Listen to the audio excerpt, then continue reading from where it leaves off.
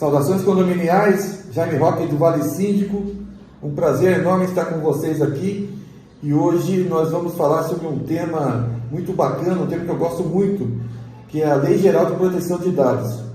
E é a primeira vez que nós recebemos no canal aqui uma pessoa aqui do Alto Tietê, mais especificamente de Mogi das Cruzes, a doutora Carolina Bowix. Ela é presidente da Comissão de Direito de Privacidade e Proteção de Dados Pessoais de Mogi das Cruzes. É uma honra tê-la conosco. Ela também vai ser a nossa palestrante e ministrante do curso do Vale Síndico em Mogi das Cruzes, o módulo 5. Depois eu vou deixar ela falar um pouco sobre isso. E vamos dar início aqui então, já começando com a apresentação, deixar ela falar um pouquinho. Muito prazer. Prazer, sou Jaime. É uma honra estar aqui. Bom, meu nome é Carolina, eu sou advogada, trabalho aí com a questão de privacidade, proteção de dados pessoais e segurança da informação. Tenho especialização na área, algumas certificações e estou terminando o mestrado também aí na área. Então eu queria poder, de alguma forma, contribuir com todos vocês, com um pouquinho do meu conhecimento e eventualmente sanar aí algumas dúvidas nesse sentido. O grande propósito, acredito que desse encontro, é dar uma pitadinha do que a gente vai tratar lá no curso em si. E eu espero aí que a nossa troca seja bastante positiva nesse sentido. Muito legal. Me diz uma coisa, me fala um pouquinho sobre a Comissão de Direito de Privacidade e Proteção de Dados Pessoais.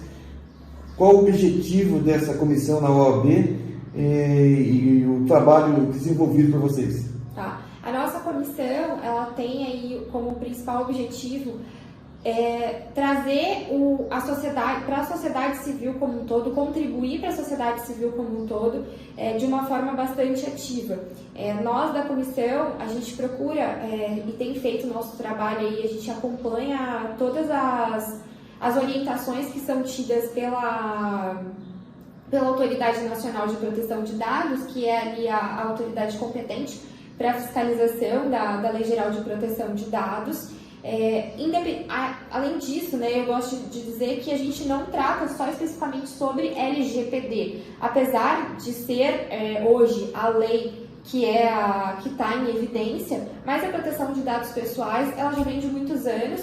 Então, a questão do Marco Civil da Internet, a gente tem tratados internacionais que tratam sobre isso. Então, é importante a gente dizer que hoje o nosso trabalho é tentar disseminar essa questão da privacidade e da proteção de dados pessoais de uma forma bastante específica, especializada, mas descomplicada, né? Porque a gente precisa aí ter uma atuação para que todos consigam compreender o que é essa LGPD, né, de modo efetivo, mas de modo simplificado, porque essa questão da informação, de como ela é passada, isso é muito importante. Se as pessoas não conseguem compreender isso, a LGPD por si só ela começa a ficar inviabilizada, então ela fica de difícil aplicação. E, na verdade, ela não vem aí para dificultar ou impossibilitar o tratamento de dados pessoais, por exemplo, pelas empresas. Ela, na verdade, ela vem para regulamentar esse uso, então somente por isso. As pessoas têm que entender um pouco, né, qual a finalidade dela, né?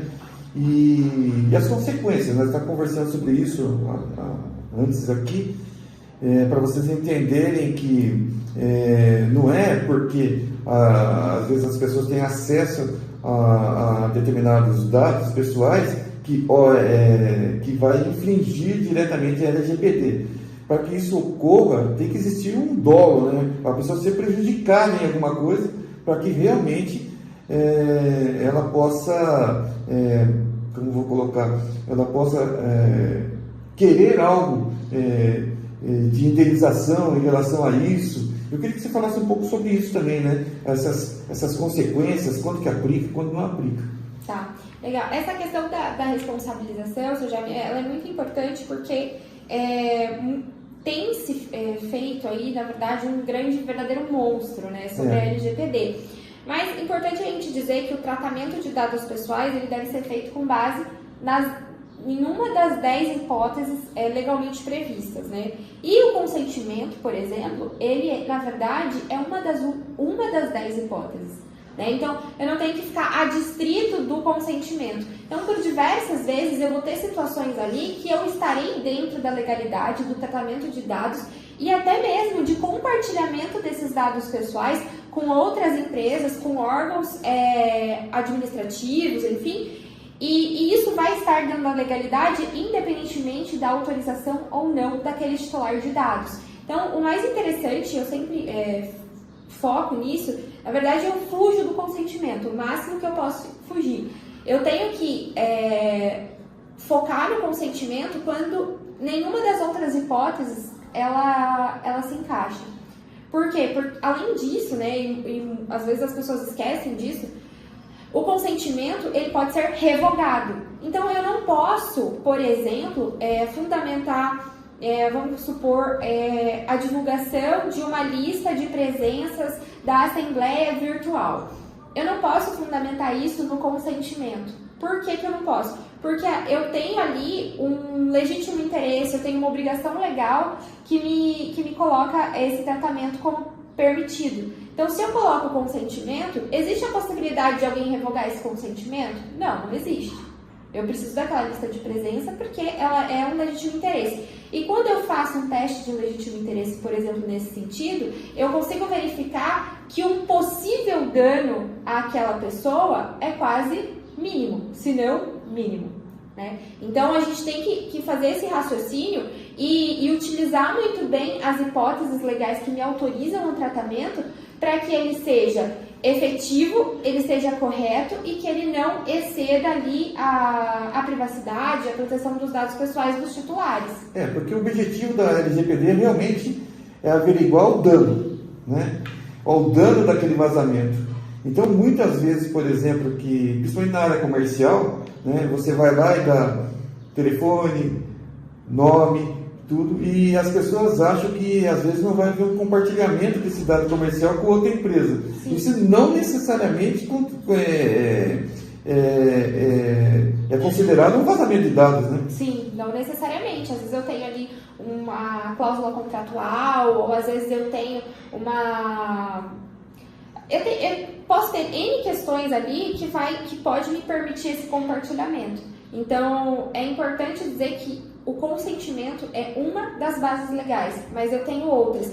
E o que é importante ainda ressaltar é a questão da comunicação, né? O canal de comunicação ele tem que ser muito ativo na LGPD. As autoridades, não só a autoridade brasileira, mas autoridades europeias, e de outros lugares do mundo, eles têm visto isso com muito bons olhos, que é a questão da comunicação, da transparência. Então, você demonstrar, por exemplo, para um titular de dados, que as suas informações, elas são coletadas, ainda que sem o seu consentimento, elas são coletadas, por exemplo, a entrada para cadastro, né, fazer o cadastro ali do visitante, para ele poder entrar dentro do condomínio. Aquela coleta de informações, ela é necessária por uma questão de legítimo interesse do próprio condomínio, mas também por uma questão de segurança, para preservar, né, para não ter ali uma violação ao patrimônio, enfim. Então, a gente tem finalidades ali, a gente tem bases legais para eu conseguir fundamentar isso, que não consentimento. Porque, por exemplo, um assaltante ele não vai dar o seu nome, o seu RG, o seu CPF para poder entrar dentro do condomínio, né? Então, a gente tem que ter ali algumas questões que eu consigo fundamentar, eu consigo trazer para mitigar os efeitos. E uma das técnicas que as pessoas têm utilizado é trazer uma política de privacidade que ela esteja em locais públicos. Então, por exemplo, como é que você vai fazer que um colaborador do condomínio, vamos colocar um porteiro, que ele decore tudo aquilo que está escrito? O melhor dos mundos seria que ele soubesse tudo que está escrito numa política de privacidade? Sim, para isso que a gente tem os diversos treinamentos, os treinamentos de reciclagem. A gente sabe que não é uma realidade. Eu sempre falo que a gente tem que trazer a LGPD para a realidade das empresas e não ao contrário, e não levar as empresas para uma realidade, porque eu tenho diversas situações externas que tem que trabalhar tudo em conjunto, recursos financeiros, né? Eu não posso querer dentro de um condomínio Claro que eu posso ter condomínios que tenham essa possibilidade, mas que tenham um cofre, que tenha a criptografia XPTO, e às vezes eu não tenho recurso financeiro para isso. Às vezes o meu recurso financeiro é colocar um cadeado ali, trabalhar a questão da conscientização. Eu sempre falo que a segurança da informação, ela tem ali como bases as pessoas, as tecnologias e os processos, né? Eu posso ter o sistema mais seguro do mundo. E a gente pode ver isso, um exemplo, é banco. Banco, eles investem em segurança da informação com, eles têm infinitos recursos ali, né, para trabalhar a segurança da informação. Mas se o senhor coloca lá, no seu cartão, um post-it com a sua senha, você vai me desculpar, não há segurança, né? Então, a gente precisa trabalhar esses conceitos muito bem, defini-los muito bem para que a gente consiga aí falar toda a mesma língua e conseguir atingir o objetivo final. Uma coisa que eu acho que acontece muito, não sei se essa é uma certa confusão nesses dados, é em relação ao que é propaganda e o que é uma informação depois de vazamento dolosa. Qual que é a diferença? Uma coisa não se confunde com a outra, tá? Porque a questão da propaganda, ela tem ali, ela tem um meio lícito. O dolo, não necessariamente, ele não vai figurar nesse sentido. O objetivo da LGPD é justamente determinar esse dolo, o que realmente o vazamento da informação, no que a pessoa foi prejudicada. Eu preciso ter um nexo causal e aí eu demonstrar, com esse vazamento de dados, eu tive aí um prejuízo e isso vai ter uma condenação, uma possível condenação. O que acontece é que a gente tem duas formas de ter uma penalização, né, de uma responsabilização. Na esfera administrativa, através da autoridade nacional, que ela vai fiscalizar, mas eu tenho também a possibilidade judicial, né? Então, uma não anula a outra. O que vai mudar, né? Na verdade, por exemplo, desde da vigência da legislação, que começou a se dar em 2020, no dia 18 de setembro, a gente teve aí possibilidade de condenação na esfera judiciária, tá? A ANPD, depois de sancionada, ela passou ali para as multas e as sanções administrativas, só começaram a vigorar a partir de 1º de agosto de 2021. Então, a gente teve esse lapso temporal, mas a gente teve condenações nesse sentido antes do prazo da ANPD, da atuação da ANPD, porque a gente teve pela via judicial. Então, a questão do dano moral, ele necessariamente precisa de uma comprovação. Porém, uma violação, um incidente de segurança da informação, ele muda. Então, a gente pode ter a multa, entendeu? Então, a gente precisa ter essa diferenciação que, num primeiro momento, ela parece ser complexa, mas são coisas que são diferentes. E na verdade, você já colocou aqui, inclusive no início, a LGPD, na verdade, criou mais esse consenso de multar esse tipo de vazamento, né? Uma parte mais administrativa, porque a parte jurídica da proteção da informação de dados pessoais já existia, né? Já é motivo de danos morais, né? Se você tivesse causado algum tipo de problema por ter vazado uma informação de determinado local, né, de determinada empresa. Isso. A gente, na verdade, a gente teve uma regulamentação daquelas possíveis brechas que se argumentavam ali para conseguir fugir, por exemplo, de algum tipo de penalização.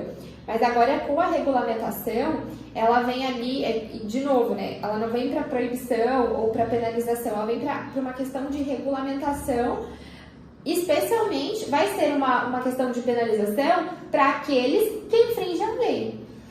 Mas eu também, o que o pessoal, isso já tem, a lei diz, já fazem 5 anos que foi criada essa lei, a gente viu poucas empresas serem multadas, né, na realidade. Mesmo porque não tem tanta gente para fiscalizar assim. Isso. E E também são vazamentos gritantes, né, de coisas absurdas que aconteciam, como viu no INSS, ou aquela empresa construtora, enfim, algumas coisas que a gente viu nesse sentido. Mas os vazamentos, que são, por exemplo, que a gente vai ver dentro de condomínio, que são de administradora, ou de empresas de zeladoria, né, de portaria, né, podem ocorrer, mas você tem que entender assim, que não é um dano gigantesco, né, para a pessoa. Não são, eu acho que hoje metem muito medo nas empresas, tem um terrorismo que é desnecessário. É importante o controle, sem dúvida nenhuma, é importante a implantação, mas eu acho que você coloca muito bem isso.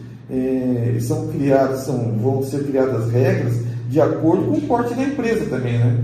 Exatamente. Ó, se a gente pegar, por exemplo, normas técnicas, os condomínios, eles têm essa usabilidade, né, gigantesca, porque a gente tem as regras técnicas, por exemplo, de elevadores, de brigadas de incêndio, enfim, né? E dentro dessas normas técnicas, a gente tem, por exemplo, as normas técnicas de segurança da informação, que obviamente não podem ser comparadas com a LGPD, porque a LGPD é uma lei e não uma norma técnica. Mas, por exemplo, a família 27000 da ISO é a de segurança da informação. A ISO 27001, no seu anexo A, ela tem 116 controles. Como é que eu vou aplicar 116 controles, por exemplo, num condomínio? Inviável. Às vezes, eu tenho controles ali que nem se aplicam. Então, o que eu preciso trazer para a realidade é trazer a legislação, a norma técnica, para dentro da minha empresa, e não ao contrário, porque senão não vai ter não será possível, não, vai ser inviável e não vai atingir o objetivo final, né? Então, usar os recursos que eu tenho disponíveis a meu favor. Eu preciso disso. Segurança da informação, privacidade, proteção de dados pessoais, o foco, o elo mais sensível não precisa ser as pessoas. Então, eu tenho que, de uma forma bastante abrangente e de uma forma repetida, trazer a conscientização. A conscientização é um dos fatores mais importantes dentro de um processo de adequação à LGPD. E digo isso em qualquer segmento que exista ali, que você for adequar à LGPD, para você ter uma conformidade, você precisa necessariamente investir na conscientização, porque o vazamento de dados dificilmente ele vai estar, não estou dizendo que é impossível, mas dificilmente ele vai estar atrelado a, por exemplo, uma falha técnica. As pessoas, elas são o maior foco, né? São as pessoas que comercializam dados, são as pessoas que vazam dados de forma ilícita, são as pessoas. Então, se você tem um trabalho de conscientização muito forte em cima dos colaboradores, até porque os colaboradores, eles não necessariamente eles são ali as pessoas que vão figurar no polo passivo de uma ação. Quem vai figurar é o condomínio, é a empresa. Então, a gente precisa ter, as empresas prestadoras de serviço, enfim, então a gente precisa ter essa linha de raciocínio que, embora eles não sejam responsabilizados, num primeiro momento, porque a gente tem uma possibilidade de ação de regresso nesse sentido, mas quem responde ali são as empresas, é o condomínio. Então, como é que eu posso mitigar os efeitos disso? Então, numa eventual fiscalização, eles levam em consideração também a intenção, porque, na verdade, muitas vezes os dados vão ser vazados, às vezes, por porteiro, não por falta de conhecimento, porque eu acho que uma das coisas que tem que ser colocadas é que todo mundo sabe que você não pode passar dados de terceiros, dados pessoais que você está tomando conta para terceiros. Isso aí já não é de agora, não é de 2018, sempre foi assim. Sempre em administradora, a gente sempre sabe que não pode passar. Agora, o que eu estou querendo colocar é que o mais importante é saber que, primeiro, a regra número 1 é que você não pode vazar dados pessoais. Ponto. Se o cara entender isso, já é 90% do trabalho, que tem a coleta, obviamente, né? E depois a manutenção a operacionalização desses dados, né? Que ele vai lidar com os dados no dia a dia, que ele sabe que não pode passar. Ele, sabendo disso, é um grande grande passo. E segundo, depois o descarte. Por último, o descarte. O grande problema que eu vejo, assim, que eu acho que essa lei foi criada, eu não sei se eu estou errado, mas é que é para criminalizar, entre aspas, ou punir, para a palavra mais correta, aqueles que vazam esses dados intencionalmente, entendeu? Então, assim, isso aí, para isso que chega as multas maiores, tá? Então ele vai comercializar, pegar uma base de dados para comercializar, ou pegar essa base de dados para passar para bandido, ou pegar essa base de dados para entregar para o concorrente, enfim, esse tipo de atitude, e que também no final causa algum tipo que prejudique a pessoa que foi vazada de alguma forma séria, né? Porque às vezes você receber uma ligação não necessariamente que vai te causar algum tipo de problema. Então, o grande X da questão do LGPD hoje, e isso quando a gente aplica tanto a administradora como a empresa de zeladoria e o próprio condomínio, é simplificar isso, né? E eles têm que entender essa simplificação, ter lógico, como coletar, como tratar esses dados no dia a dia e depois como descartar. Isso tem que ter noção, tem que fazer sempre treinamento. Mas também não ser aplicado como uma empresa multinacional, né? Sim. E essa questão Tem um DPO. Quanto custa o DPO, né? Na verdade, o que a gente tem que trazer, por exemplo, essa questão que o senhor colocou no início, em relação ao que é levado em consideração, né? A boa-fé, né, ela é considerada uma das questões que são levadas em consideração. Em relação à dosimetria da aplicação das sanções, né, de como isso vai se operacionalizar na prática, ainda está em discussão por parte da autoridade nacional. Na verdade, recentemente teve aí uma chamada pública para participação nesse sentido, em relação à própria dosimetria. Como é que é a dosimetria? Como que isso vai ser aplicado? Como as penas serão aplicadas na prática, né? Eu tenho lá, por exemplo, eu tenho multas, eu tenho advertências, eu tenho possibilidade de uma multa de 2% do faturamento até 50 milhões e todo mundo faz aquele terrorismo todo, né? Mas, por exemplo, eu falo que o bloqueio de um banco de dados, por exemplo, ele acaba sendo, às vezes, muito mais gravoso para uma situação do que a própria pecúnia, do que o próprio dinheiro. Uma coisa também por exemplo, vou dar um exemplo da portaria. De repente, sem querer, o porteiro vazou dados de uma unidade. Isso é um erro operacional que pode acontecer em qualquer administradora, zeladoria, sei lá, em qualquer local isso poderá acontecer. Não é impossível, estão lidando com pessoas. Sim. Outra coisa é pegar a base de dados e fornecer. São coisas completamente diferentes, não são? Completamente diferentes. E isso é levado em consideração, porque você leva em consideração a volumetria desse dano. Então, por exemplo, eu tenho ali uma violação à privacidade de uma pessoa, eu tenho a violação a 600 pessoas, a 50 mil pessoas, então isso é levado em consideração na hora da análise ali, da aplicação da sanção, da pena, enfim, ao que for cabível ali naquele momento. Mas isso sim é considerado é levado em consideração. Dentro do condomínio, por exemplo, né, hoje em dia, com o advento aí da informática, né, hoje nós temos passo de prestação de contas digital. Sim. Nós disponibilizamos as atas também nos apps, né? Normalmente, nesses documentos, tem dados pessoais. Se isso é divulgado em uma comunidade, que o condomínio é uma comunidade, como que é tratado? É considerado um vazamento de dados? Não, porque a gente tem bases legais para fundamentar esse tratamento. Eu tenho uma finalidade, eu tenho uma adequação. seria um tratamento ilícito se, por exemplo, eu pego aquela lista e eu utilizo aquela ata para uma outra determinada... Então, eu tenho um desvio de finalidade. Aí, o meu tratamento, ele não está ilícito. Então, como é que eu posso trazer isso, né, essas informações? Porque, às vezes, a gente tem a gente lida com pessoas, dados pessoais, pessoas, e, às vezes, a gente pode se deparar com alguma situação que algum condômino, às vezes, fica incomodado com isso. Então, como é que eu faço? Eu já deixo ali colocado de uma forma bastante transparente, através de uma política de privacidade, falando sobre o tratamento de dados, quais são as possibilidades de você, ao participar de uma assembleia, você preenchendo ali a sua presença, esses dados serão compartilhados dessa forma, eles se tornarão públicos por causa desse requisito, enfim.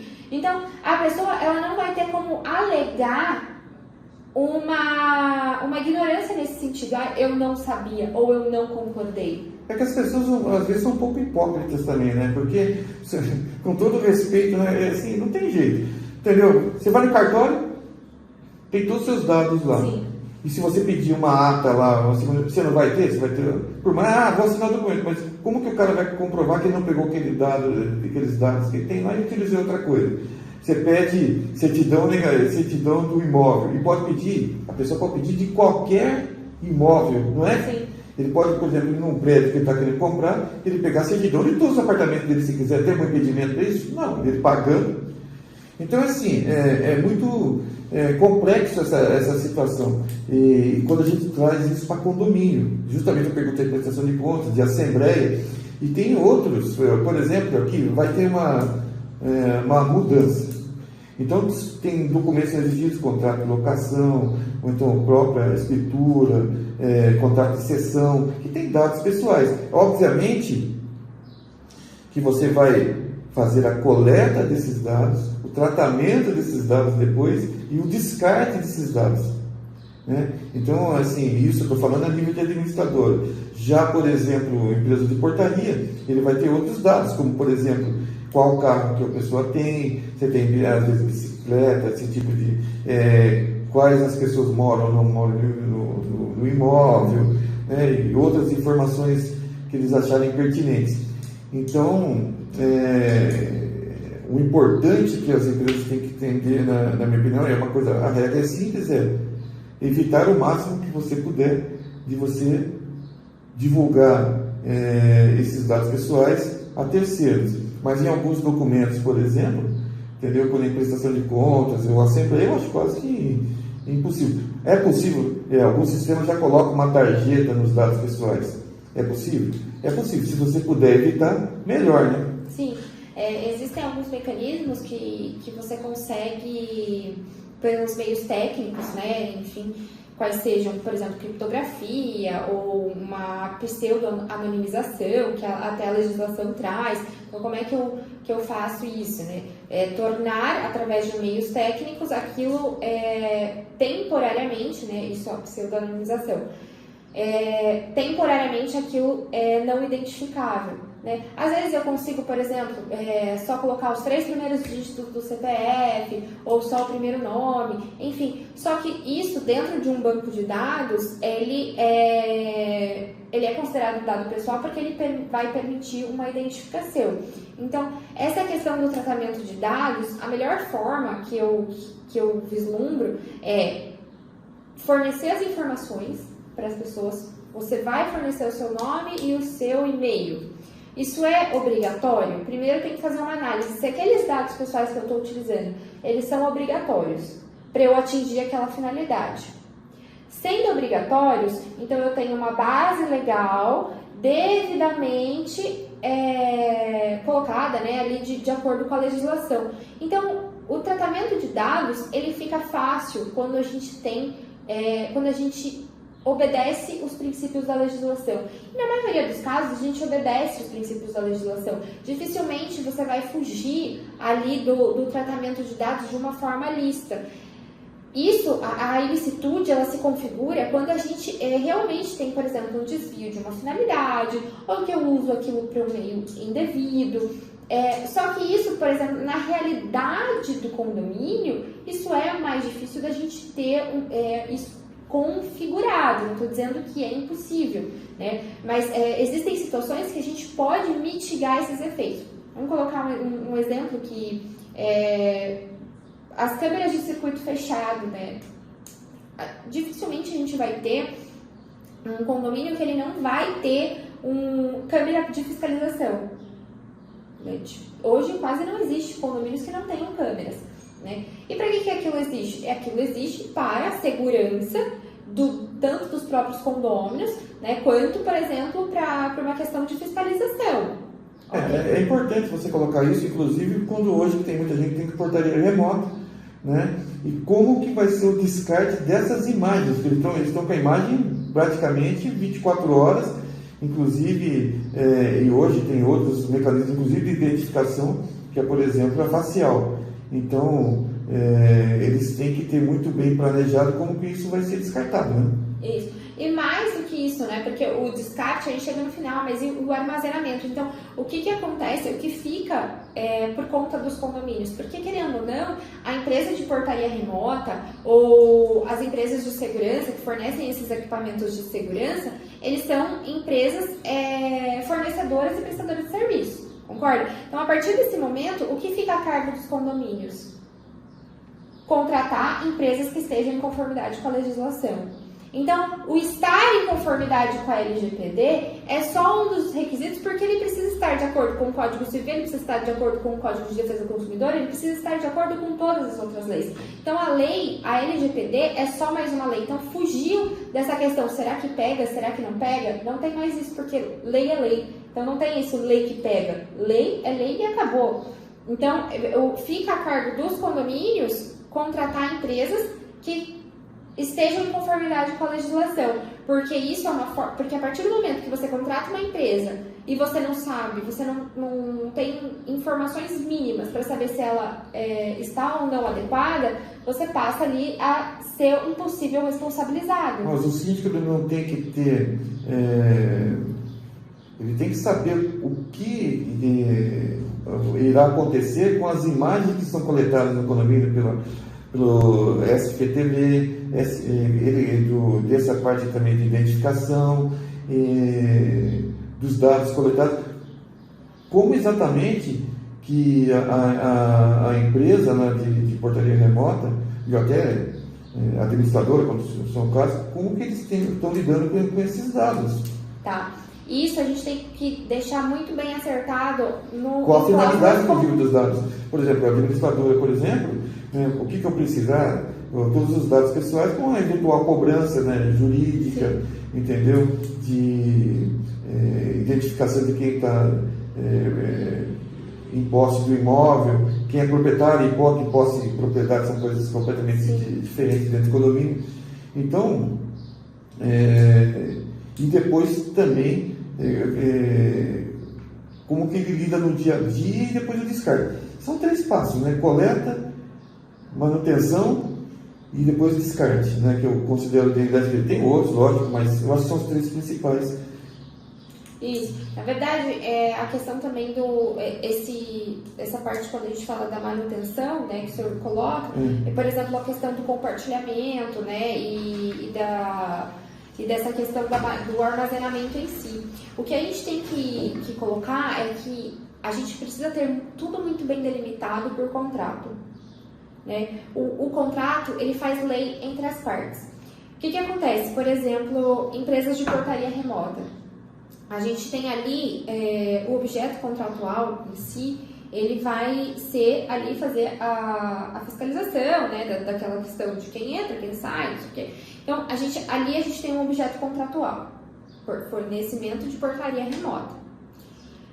Essas empresas, ao coletar esse tipo de dado pessoal, por exemplo, um dado biométrico, né, da face, enfim, eles têm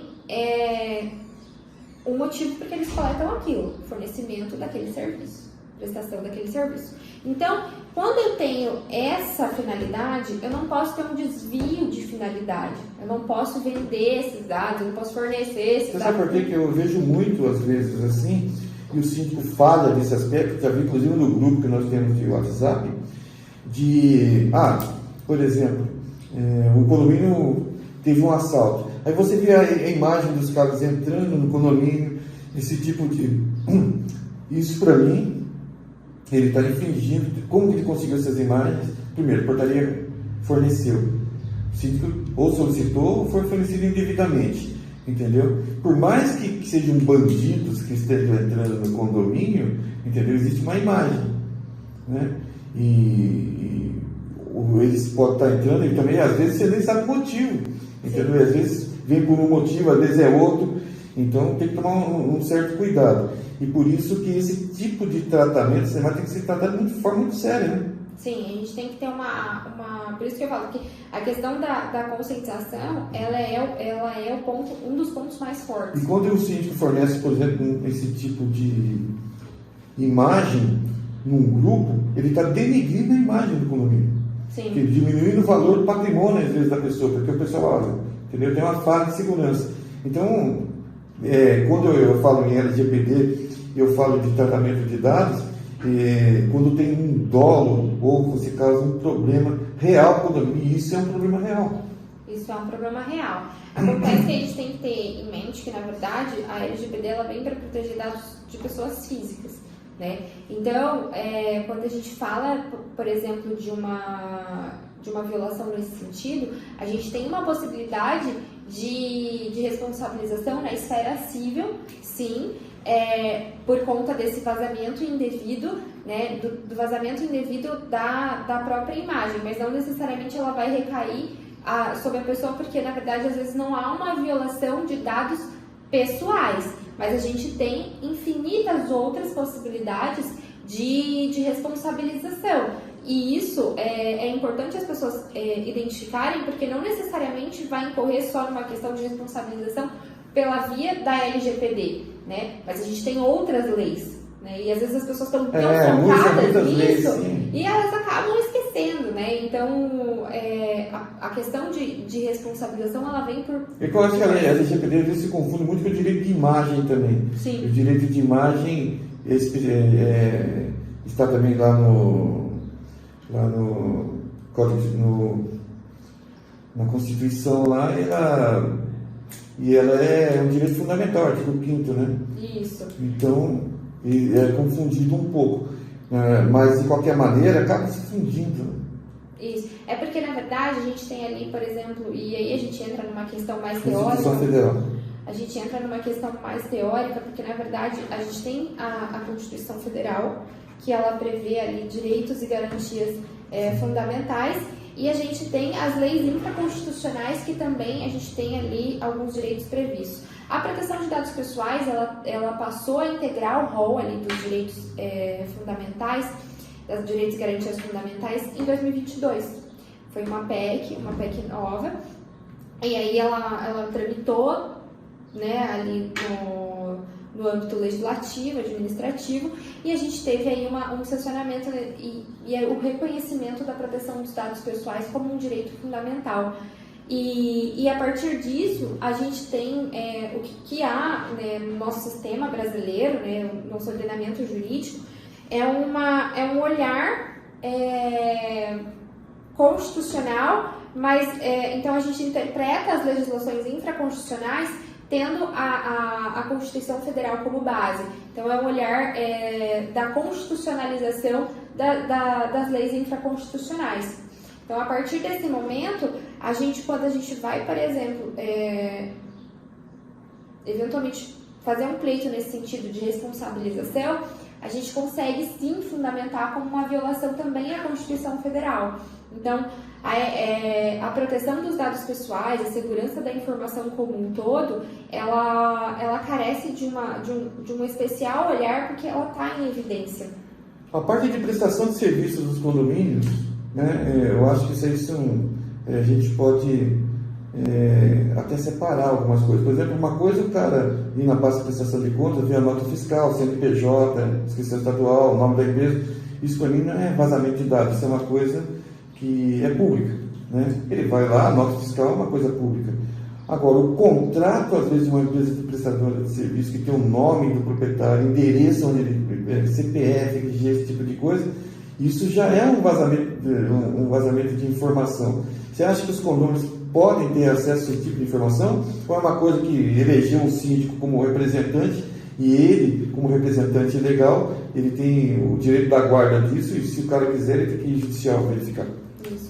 O que acontece? A LGPD, ela vem para a proteção dos dados pessoais. Então, a questão, por exemplo, comercial, ela não está submetida à LGPD, tá? Quando o senhor coloca ali, mas eu tenho nome, RG e alguns dados pessoais porque eu preciso firmar um contrato e aí o contrato ele é firmado com pessoa física, né? Então, a gente... Ele tem a pessoa jurídica, mas ele tem os dados do sócio, né, do proprietário também. Isso. Aí, o que acontece? Precisa ter isso muito bem definido em relação aos regimentos internos, aos regramentos internos, para que isso se dê de uma forma em conformidade, porque na verdade a gente precisa, quando a gente fala da questão, por exemplo, né, de compliance, de conformidade, a gente precisa da conformidade não só legal, mas também das normas internas e externas. Às vezes isso não está de acordo com aquilo que a gente foi proposto inicialmente, mas a gente tem uma... Não, é que eu estou vendo se está enquadrado. Tá enquadrado, né, gente? Tá legal. A gente às vezes tem uma possibilidade de... A gente precisa entender, né, essa questão de como isso se dá entre as partes. Então, por exemplo, pelo regulamento interno, eu tenho que a prestação de contas ela vai ser pública e aí isso se dê de uma forma mais abrangente. Ok, mas se isso também não está contra a legislação em si. Quando você vê lá existe um contrato, normalmente os contratos, né, eles veem esse contrato particular. Uhum. Quem são as partes, né? Entendeu? Então, quando você vê uma parte ao condomínio e outra parte está a outra parte. Eles são firmados. E isso aqui tem um representante legal. Que é o síndico. Que é o síndico. E o outro representante legal é a empresa. Então, essa administração desses contratos que são particulares, os condôminos podem ter acesso? Eu acho que sim, no meu entendimento, é uma coisa bem complexa, né? Alguns acham que sim, outros acham que não. É porque, na verdade, a gente não tem uma questão uniforme ali, né, de decisões nesse sentido. Quando o condômino tem acesso a esse tipo de contrato, e uma das coisas que a outra parte alega é que o que é acordado entre as partes, apesar de ser de condomínio, pode chegar, por exemplo, a ir para uma concorrência, entendeu? Isso aí já quase que entra numa parte quase de uma espionagem, né? Sim. O que a gente vê, geralmente, por exemplo, termos de confidencialidade, né? Então, às vezes, uma proposta técnica, né, ela é fornecida com termos de confidencialidade. Então, a partir do momento que, por exemplo, um síndico, ele firma um termo de confidencialidade, ele pode ser responsabilizado. Então, ele se negar a fornecer aquilo, ele tem um respaldo nesse sentido. É aquilo, tudo que é judicializado, a gente não pode ter uma certeza. Advogado que vende vitória, que vende causa-ganha, ele é um advogado mentiroso, né? Então, porque na verdade quem decide aquilo é o juiz. Obviamente, a gente tem um arcabouço legal por trás do juiz. E o juiz ele tem que estar adscrito da legislação. Mas nós temos as jurisprudências e as decisões judiciais no sentido que vai construindo aí todo o andamento de toda a sociedade no sentido legal. Apesar de eu não concordar muito com isso, né? Porque a gente tem o direito positivado, eles estão transformando o direito de... Num ativismo judicial, realmente. Mas a gente tem essas questões que fazem parte da nossa realidade. Então, a gente precisa aí ter isso muito bem definido, o que está positivado na legislação, como o senhor colocou, mas também a gente tem uma tendência jurisprudencial no sentido. Então... de novo, eu acho que se era para a gente transformar em costumes, como é, por exemplo, nos Estados Unidos, que a gente mudasse o tipo de direito nosso, não é o caso, né? E eu acho que toda a lei que é criada tem que seguir o que está escrito. Se você não concorda, você muda. Entendeu? E acaba que as jurisprudências, muitas vezes, eu acho que ela muda o teor da lei. Sim, porque é uma questão de interpretação, né? Hermenêutica, enfim. Então, E isso é uma questão muito subjetiva, né? A forma com que eu interpreto pode ser diferente da forma com que você interpreta. E às vezes quase que muda o teor completamente da lei. Então, assim, eu não gosto. É um desafio, né? Por isso que advogado tem que gostar de desafio. Tem. Entendeu? E a LGPD vai muito nisso, eu acho. Sim. Tá, ela é muito, na minha opinião, interpretativa. A interpretação, né? E outra, como é nova, ainda leva mais a interpretação ainda. E como não tem muitas decisões judiciais também a respeito, né, que são poucas, também dá mais margem para interpretação ainda. Sim. A questão da responsabilização, ela ainda está muito embrionária. E quando a gente fala da LGPD, a LGPD ela é uma lei muito principiológica, por isso que dá essa impressão de que a gente tem uma brecha para a interpretação, né, conforme se der de uma forma bastante subjetiva. Mas o que a gente precisa ter bastante isso em mente, o que vai ser levado em consideração? É a questão da possibilidade de eu ter argumentos e eu ter ali indícios de prova, porque um dos princípios da LGPD é a questão da prestação de contas. Uhum. Então, a accountability nesse sentido, ela vai fornecer elementos que podem afastar uma responsabilização ou mitigar os efeitos.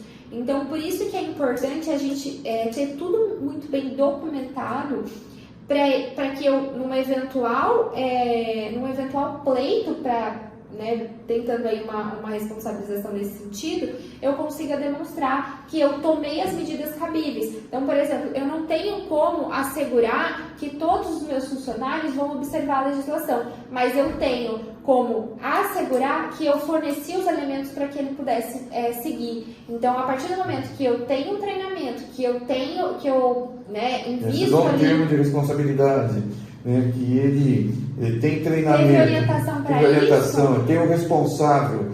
Eu posso afastar uma responsabilização da empresa ou pelo menos mitigar os efeitos dessa responsabilização. Entendeu? Porque, na verdade, assim, o pessoal fala que é fácil você controlar, isso não é. Né? Na verdade, é muito difícil. É muito difícil porque você lida com pessoas. Lida com pessoas, né? Como que você vai garantir que uma imobiliária venha aqui e não consiga, de repente,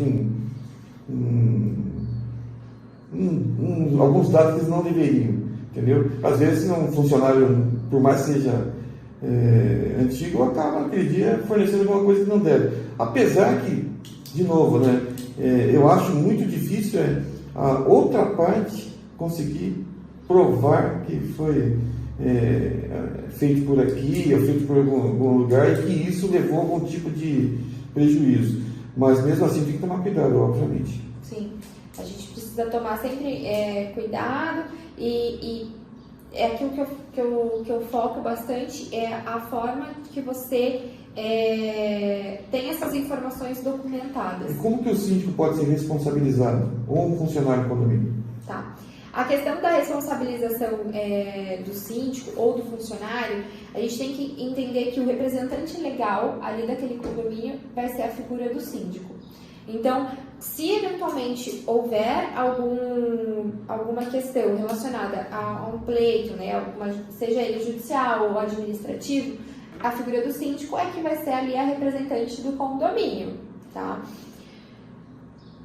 Em relação ao funcionário, ele não vai ser propriamente dito de uma forma direta responsabilizado, porque a gente sabe que a gente tem ali um condomínio por trás disso tudo, mas se isso for, né, se conseguir demonstrar que na verdade, e aí por isso que eu falo da importância de documentação de evidências nesse sentido, de que eu consigo demonstrar que eu tomei todas as medidas que me eram possíveis, todas as cautelas, e mesmo assim aquele funcionário ele infringiu a legislação, eu consigo afastar a responsabilidade do próprio condomínio, né? Ou em eventual responsabilização, eu consigo a mitigação desses efeitos e eu posso, o condomínio, ajuizar uma ação de regresso contra o funcionário, né? Então, eu tenho essa possibilidade.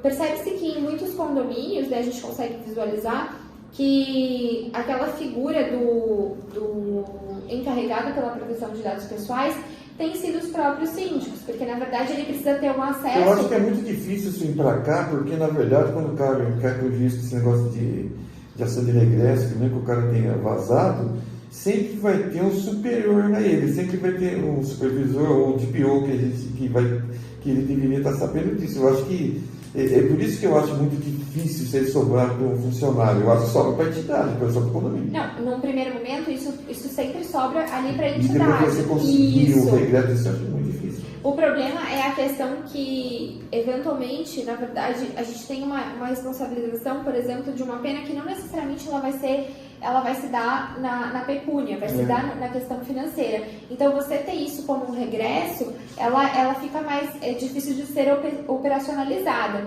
Mas é aquilo, quando a gente cria um condomínio, quando a gente assume riscos, como toda e qualquer outra empresa, a gente assume riscos quando a gente abre uma empresa. Então, por isso que eu falo que o adequar a uma legislação, ela depende muito da atuação de todos aqueles que estão atuando ali junto com aquela entidade, com aquela instituição. Tem síndico ainda que em condomínio, eu acho que, e por isso que às vezes é importante, por mais que a gente faça curso, por mais que a gente faça vídeo, por mais que a gente faça uma série de coisas para mostrar esse tipo de responsabilização pode acontecer, apesar que isso aqui também eu acho que vai mais no Código Civil de danos morais do que propriamente LGPD, mas tem gente que usa livro de ocorrência ainda, que o cara faz a reclamação, que a unidade tal, no horário tal, coloca o nome, todo mundo está lendo aquilo. Finge a LGPD? Com certeza sim, mas também vai contra a imagem de que está fazendo, porque nada ali é provado, entendeu? Então, assim, e tem gente que usa ainda e acha que está certo. Não, é muito difícil. E o que é importante a gente falar também é essa questão de quando a gente tem esses livros ou cadernos, né, que coloca ali a anotação, ficha. Eu tenho um tratamento de dados também, e que esse tratamento ele também submete a LGPD, e eu tenho que ter um armazenamento seguro daqueles dados pessoais. Então, eu não posso simplesmente deixar ali o meu caderno de ocorrências, por exemplo, em cima da mesa. E aí eu vou lá, tenho troca de turno, e se de repente aquele caderno some? Se ele some, por exemplo, também o cara, por exemplo, está na outra página, mas ele vira para ficar lendo os outros... O restante. Então, isso é muito complicado. Então, a gente precisa ali ter obviamente que o melhor dos mundos é que isso seja automatizado, que para que a pessoa abra uma ocorrência, né, queira registrar uma ocorrência, ela se dê de um modo virtual, através de um aplicativo, um sistema. Só que a gente sabe que não é a realidade de muitos condomínios. É que hoje dá para resolver se ele tiver aquelas caixinhas de sugestão que a gente fala, que é uma página, ele dobra e coloca lá. Exatamente. Um cadeado, só o síndico tem acesso aí. Então, a gente pode ter outros meios. Então, a gente sabe que o melhor dos mundos é aquele. Mas, como é que a gente pode operacionalizar com os recursos que eu tenho? A grande verdade também, Carolina, é que hoje em dia tudo está partindo para automação e tudo está partindo para essa... informatização dos dados, tudo tem que ser de forma virtual. Mas tem idoso. Eu tenho... meu pai, ele mexe no WhatsApp, ele mexe qualquer coisa. Então, assim, tem 80 anos. Então, eu acho que isso aí vai ter toda a regra, tem exceção, mas o condomínio tem que partir para isso, não tem outro caminho, né? Sim. Hoje a gente vive numa sociedade, né, que, na verdade, ela ganhou um grande crescimento a partir dos anos 90, que é a sociedade da informação. Hoje, as informações, elas estão... Você recebe ali um bombardeio de informações todos os dias, a todo momento, né? Então, e o sistema... A gente tem uma digitalização, a gente tem, com o surgimento da internet, a gente tem uma quebra de fronteira e você se comunica com pessoas que estão ali do outro lado do mundo, né? Então, a gente está vivendo nessa era. Uma das grandes discussões sobre isso é justamente essa exclusão digital que pode acontecer. Né? Só que aquilo é uma tendência de mercado. Aquele que não estiver, eventualmente, ele vai estar exceção, fora. Não a regra. Exatamente. E tem síndico que torna isso a regra e não a exceção. E a exceção, infelizmente, a gente tem que dar um jeito de incluir essa pessoa entendeu? Mas não por causa dela inviabilizar um processo. Isso.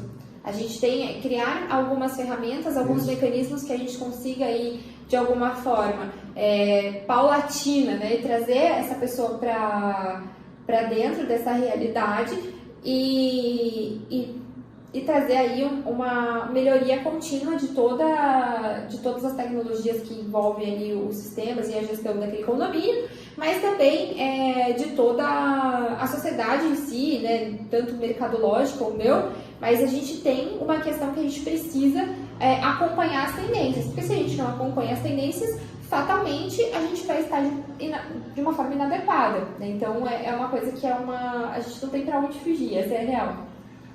Bom, gente, a Carolina, ela vai fazer pra gente o módulo 5 em Mogi das Cruzes agora, qual a data mesmo, Carolina? 26. 26 de novembro, lá na OAB de Mogi das Cruzes. Me fala um pouquinho desse curso e olha, quem quiser agora, ela está com o curso, e que é em São Paulo, Campinas, se quiser chamar a Carolina, ela está disponível, né, Carolina? Estamos juntos, a gente pode fazer. O nosso curso, ele foi desenvolvido, né, pensando de uma forma prática, como trazer a LGPD por uma visão totalmente descomplicada, né? Criando aí análise de casos práticos. A gente vai tirar um tempo, serei eu e mais uma outra advogada, a doutora Carla, que também atua nesse ramo de consultoria, né? Que também é membro efetivo da Comissão de Privacidade e Proteção de Dados Pessoais.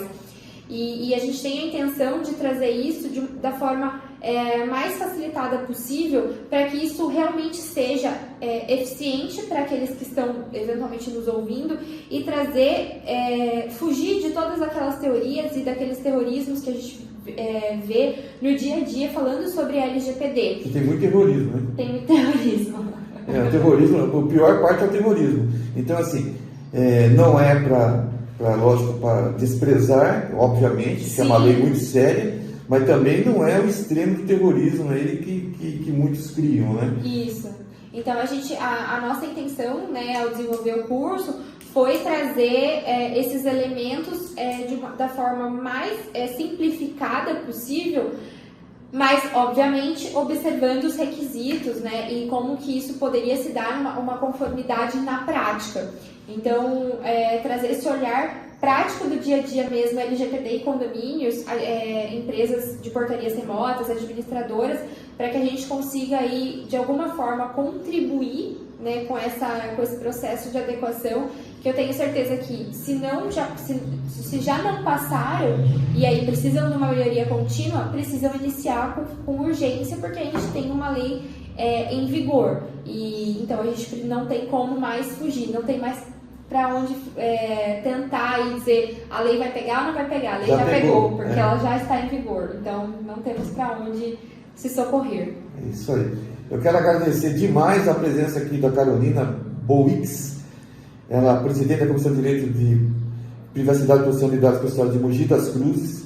Quero agradecer também o Dr. Luiz Gustavo, presidente da Comissão de Direito Condominial lá de Mogi das Cruzes também, e dizer que então no dia 26 estaremos lá a partir das 8 da manhã na OAB Mogi das Cruzes com a Carolina, né, ministrando esse curso aí que é fundamental no dia a dia de vocês. Então não percam, é um curso gratuito e contamos com todos vocês.